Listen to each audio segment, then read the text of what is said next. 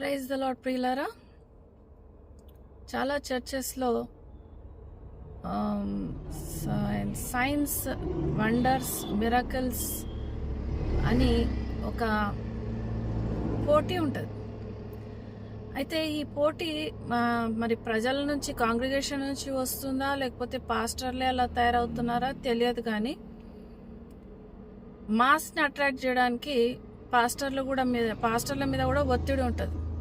So వాళ్ళు ఏం చేస్తారంటే, ఏం చేస్తే నా చర్చ్కి ఎక్కువ మంది వస్తారు, ఏం చేస్తే నేను ఫేమస్ అవుతాను, అలా అని వాళ్ళు సొంతగా అయితే చేయలేరు.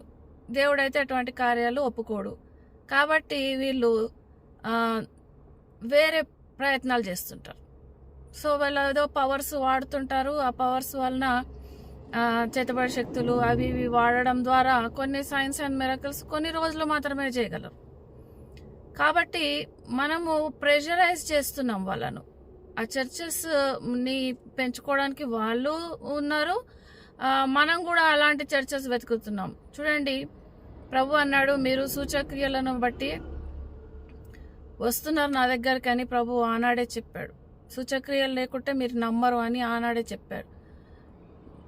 అయితే మనము నమ్ముట వలన దేవుణ్ణి రక్షకునిగా అంగీకరించాం. మనం ఏ సూచక్రియలు చేయకుండానే ప్రభువు ఆయన మాట ద్వారా ఆయన మన కోసం చనిపోయాడని నమ్మే వచ్చాం కదా. ఇంక ఇప్పుడు మళ్ళీ సైన్స్, మిరకిల్స్, వండర్స్ ఎందుకు అవసరమా? మనకు నమ్ముట వలన మనకు విశ్వాసం కలిగింది. ఆ విశ్వాసమే మనల్ని నిత్య జీవానికి వారసులుగా చేసిందని అంతగానం మనం క్రిస్టియానిటీలోకి వచ్చిన తర్వాత మళ్ళీ గలతి పత్రికలో ఉన్నట్టు ఎంత అవివేకులంగా మనం అప్పుడే మళ్ళీ మారిపోతున్నాం. చూడండి, సైన్స్, మిరకల్స్, వండర్స్ లేకుంటే దేవుడు నిజమైన దేవుడు కాదా? మనకు తెలియదా? ప్రార్థన చేసుకుంటే మనకే కార్యం చేయడా ప్రభు?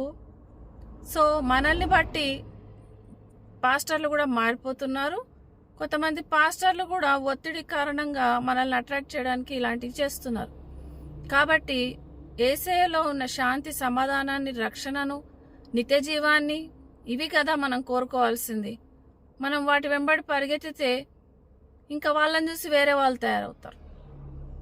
అలా మనము చర్చెస్ని ఒక రాంగ్ వేలోకి తీసుకెళ్తున్నాం. ఇది సాతాను క్రియ, ఇది అతని టాక్టిక్స్. కన్నింగ్గా మనల్ని తప్పుదో పట్టిస్తున్నాడు. మంచి చర్చెస్ని విడిచిపెట్టి మనము మంత్రగాళ్ళ దగ్గరికి వెళ్తున్నట్టుగా ఉంది. కాబట్టి ఆలోచించండి ప్రియులారా, ప్రభువును అడిగి ముందుకు సాగండి.